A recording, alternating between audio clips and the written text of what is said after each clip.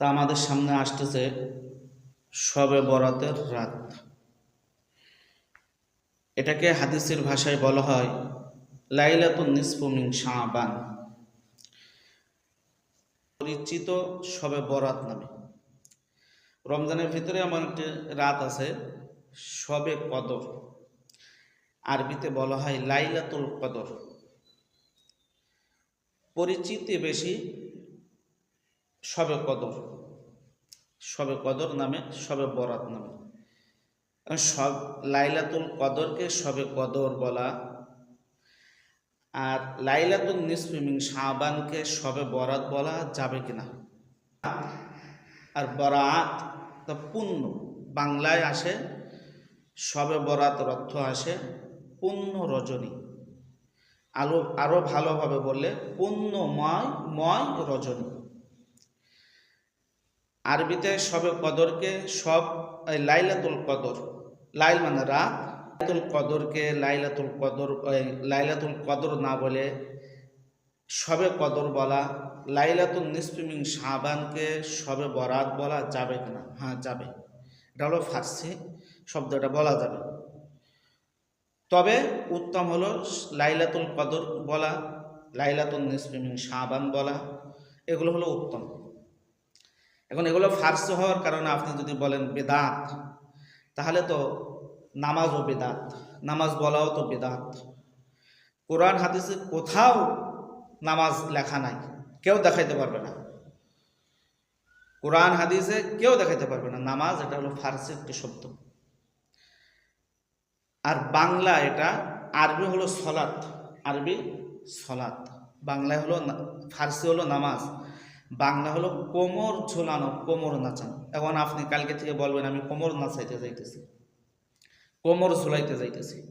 বাংলাদেশে 100 জন মানুষের ভিতরে 98 জন 95 জন মানুষই বলে নামাজ, সলাত তো বলে না।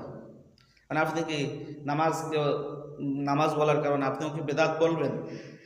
এটা ঝগড়া সৃষ্টি ছাড়া আর কিছু নয়। এটা একটা বাংলায় আপনারা এই যে চেয়ারে বসেছেন, চেয়ার কোথায় পাইছেন? চেয়ার এটা তো কেদারা, বাংলায় কেদারা। কারণ আমি আর আপনি বা ওই সব মৌলবীরা এসে বলে যে তুমি বাংলা জাতির কলঙ্ক, তুমি চেয়ার। পানি, এটা কোথায় পাইছেন? পানি এটা তো জল বাংলায়, আপনি বাংলায় কোথায় পাইছেন পানি? সুতরাং এইসব কথা এবং এইসব ভাষা নিয়ে কিছু করা বা আগে ফতোয়া দেওয়ার আগে, মাসালা দেওয়ার আগে ভেবে চিনতে বলা, এগুলো ঝগড়া সৃষ্টি ছাড়া আর কিছু নয়। এই জন্য তো অনেক মানুষ বা অনেক ভণ্ডরা বলে যে নামাজ কোথাও নাই, নামাজ লেখা কোরআন হাদিসে নাই, এই জন্য নামাজ পড়া যাবে না। তো নামাজ না লেখাতে হোক, সলাত তো লেখা আছে আরবিতে। সুতরাং এইসব শবে বরাত, লাইলাতুল নিসফি মিন শাবানকে শবে বরাত বলা এবং লাইলাতুল কদরকে শবে কদর বলা, এগুলো জায়েজ আছে, বলা যাবে, তবে উত্তম আরবিটা বলা।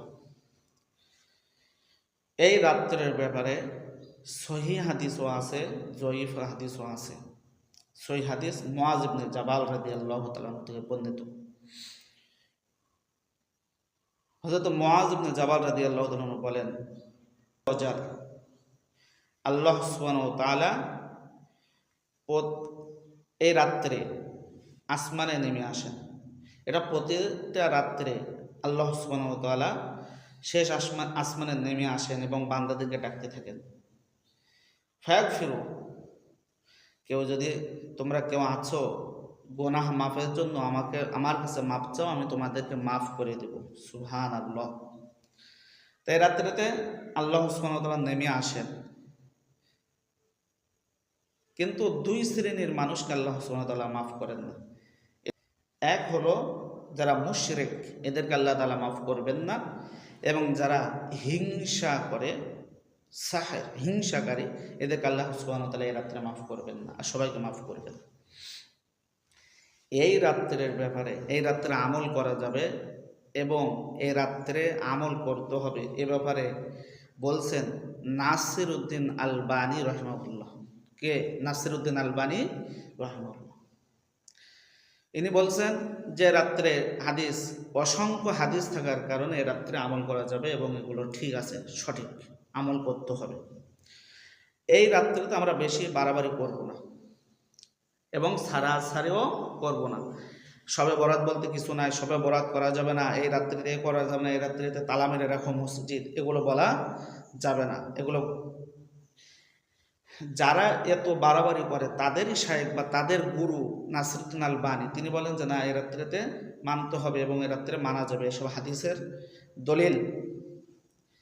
তবে এই যে পটকা ফোটানো, আতশবাজি ফোটানো, রুটি বিলি করা, এই বিলি করা, এটা বানানো, ওইটা বানানো, এগুলো ঠিক না, এগুলো বাড়াবাড়ি।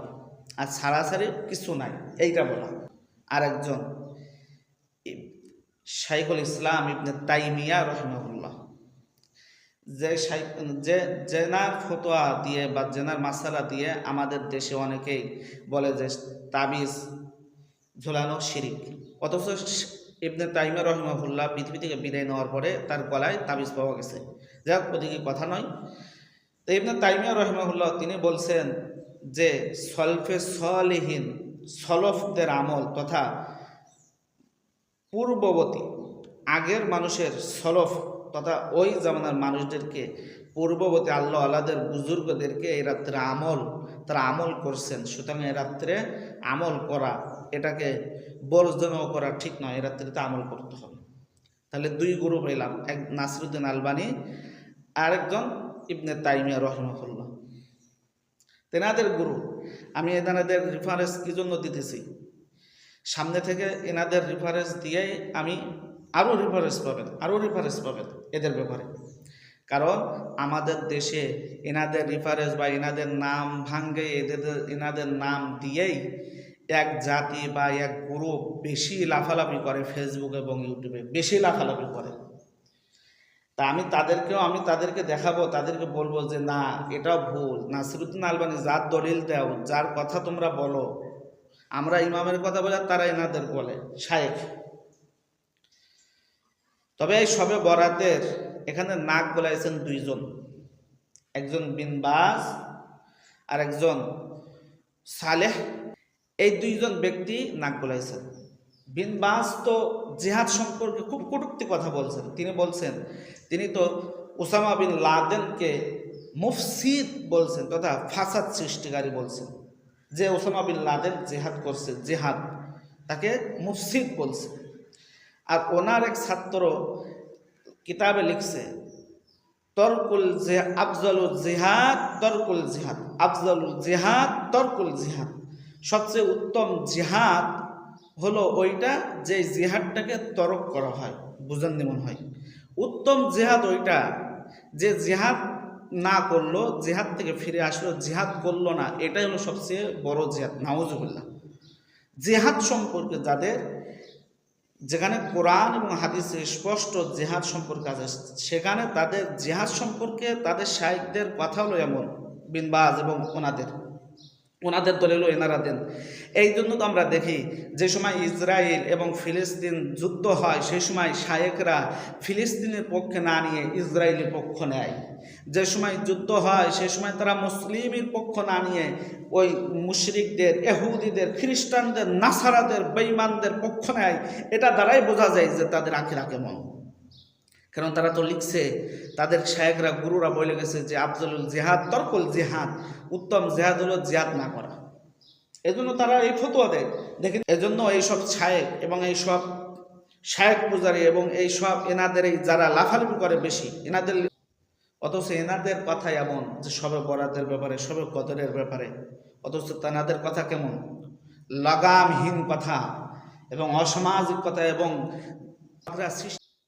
কারণ ওই যে বিন বাজ এবং তার ছাত্ররা এইসবগুলো করেই গেছে। তেনারা সবে বরাত নিয়ে নাক গলাইছেন এই দুই ব্যক্তি। সুতরাং এ রাত্রিতে ইবাদত করবেন, যারা মনে চায় সে নফল নামাজ পড়বেন, ইবাদত করবেন, যার মনে চায় না সে না আমল করলেন না, বেশি জোরাজোরি নয়। তবে ফরজগুলা ঠিক রাখতে হবে।